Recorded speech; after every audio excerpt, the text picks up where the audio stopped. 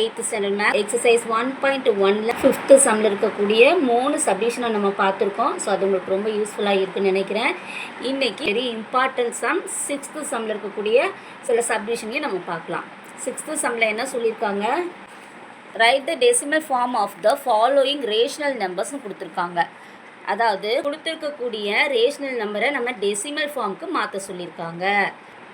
6th சம்மில் first submission என்ன கொடுத்துருக்காங்கன்னா 1/11 கொடுத்துருக்காங்க இல்லையா. ஃபர்ஸ்ட் சப்டிஷனில் 1/11 கொடுத்துருக்காங்க. இப்போ இதை டெசிமல் ஃபார்முக்கு, இந்த ரேஷனல் நம்பரை நம்ம டெசிமல் ஃபார்முக்கு மாற்ற போகிறோம்.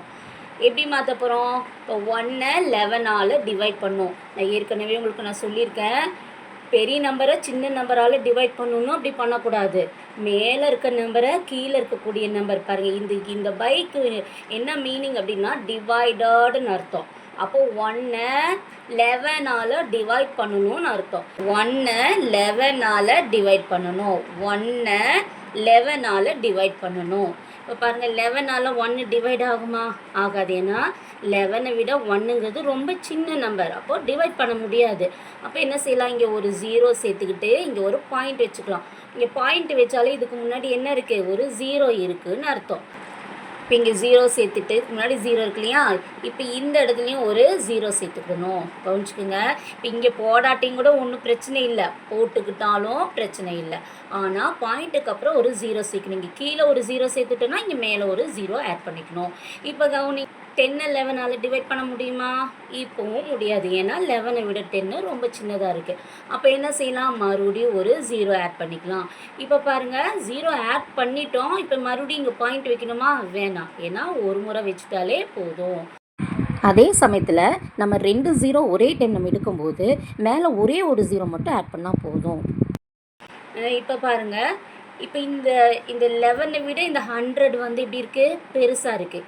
இப்போது இந்த 100-ஐ 11ஆல் டிவைட் பண்ணலாமா? கண்டிப்பாக பண்ணலாம். 9th டேபிளில் 9 11s are 99 டிவைட் ஆகும். இப்போது இது சப்ராக்ட் பண்ணோம் அப்படின்னா 1 கிடைக்கும். இப்போ பாருங்கள், மறுபடியும் 1ல் வந்து நிற்கிது. அப்போ என்ன செய்யணும், இங்கே ஒரு 0 ஆட் பண்ணிக்கலாம். மறுபடியும் இங்கே பாயிண்ட் வைக்கணுமா? வேணாம். ஏன்னா இங்கே ஒரு முறை வச்சுருக்கனால தேவையில்லை. பாருங்கள், நான் ஏற்கனவே சொன்ன மாதிரி நம்ம கீழே வந்து 2 zeros நம்ம ஒரே டைமில் எடுக்கும்போது மேலே ஒரே ஒரு 0 மட்டும் ஆட் பண்ணால் போதும். இப்போ அடுத்தது கவனிங்க, 11ஐ விட 100 இப்போ பெருசாக இருக்கனால டிவைட் ஆகும். மறுபடியும் 9 11s are 99 சொல்லி டிவைட் ஆகும். இப்போ இதை சப்ராக்ட் பண்ணோன்னா 100 இருந்து 99-ஐ சப்ராக்ட் பண்ணோம்னா 1 கிடைக்கும் ரிமைண்டர். இப்போ பாருங்கள், மறுபடியும் 1ல் தான் வந்து நிற்கிது. அப்போ இங்கே ஒரு 0 சேர்க்கணும், மறுபடியும் ஒரு 0 சேர்க்கணும், மறுபடியும் 100 ஆகும். மறுபடியும் 0 சேர்த்து 9 11s are 99 எழுதணும். ஸோ இப்படி இது ரிப்பீட்டடாக போய்கிட்டே இருக்கு இல்லையா. அதனால் இதோடு நம்ம ஸ்டாப் பண்ணிக்கலாம். ஸ்டாப் பண்ணிவிட்டு இதை அப்படியே ஆன்சர் எழுதிக்கலாம். 1-ஐ 11ஆல் டிவைட் பண்ணும்போது 0.0909 சொல்லி ஆன்சர் நமக்கு கிடைக்கிது. ஸோ இது எக்ஸட்ரா அப்படி போய்கிட்டே இருக்கும். அதனால இப்படி இந்த மாதிரி டாட்ஸ் வச்சுக்கோங்க. ஏன்னா இது போய்கிட்டே இருக்குது. இது ரிப்பீட்டடாக பாருங்க, 0 2 0 சேர்க்கும்போது மறுபடியும் 99 வரும். அப்புறம் அப்படியே ரிப்பீட்டடாக மறுபடியும் 1 100 99 இப்படி வந்துகிட்டே இருக்கு இல்லையா. அதனால் நம்ம இது எக்ஸட்ரா அப்படின்னு சொல்லிட்டு இப்படி பாயிண்ட்ஸ் வச்சுக்கோங்க. இதை இப்படி கூட எழுதுனான்னா இப்போதைக்கு அது தேவையில்லை, இருந்தாலும் தெரிஞ்சு வச்சுக்கோங்க.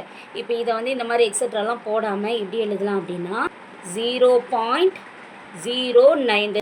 இந்த 09ங்கிறது ரிப்பீட்டடாக வந்துகிட்டே இருக்கு இல்லையா. அதனால் இப்போ ரிப்பீட்டடாக இது வராமல் இருக்கிறதுக்கு இங்கே மேலே ஒரு பார் போட்டுக்கலாம். இப்போ 0.09 பார் அப்படின்னு போட்டுக்கிட்டோன்னா இந்த 09 அப்படிங்கிறது ரிப்பீட்டடாக வந்துட்டுருக்கு அப்படின்னு அர்த்தம். சரிங்களா?